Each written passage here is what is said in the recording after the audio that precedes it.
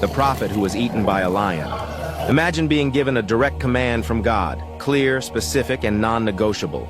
You deliver his message boldly, standing firm in faith.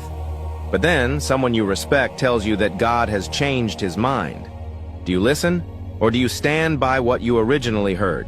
This is exactly what happened to an unnamed prophet in 1 Kings 13. God sent a prophet from Judah to deliver a strong warning to King Jeroboam, who had led Israel into idolatry.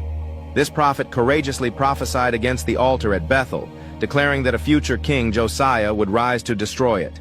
To prove his message was true, God caused the altar to split apart before everyone's eyes.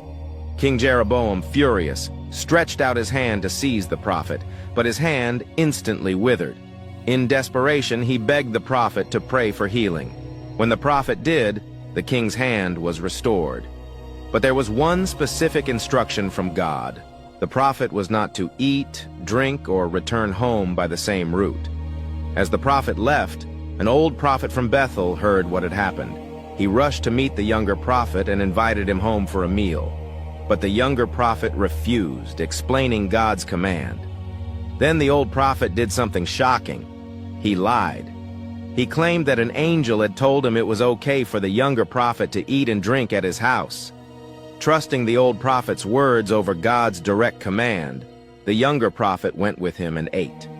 While they were eating, the old prophet suddenly received a true message from God. Because the younger prophet had disobeyed, he would not be buried in his homeland. As the younger prophet left, a lion met him on the road and killed him.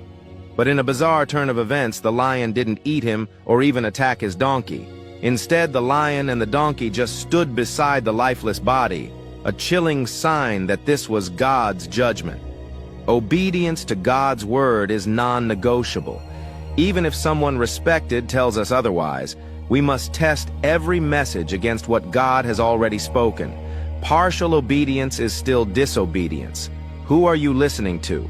God's voice, or the voices of those who claim to speak for him? And if you were the prophet, what would you have done?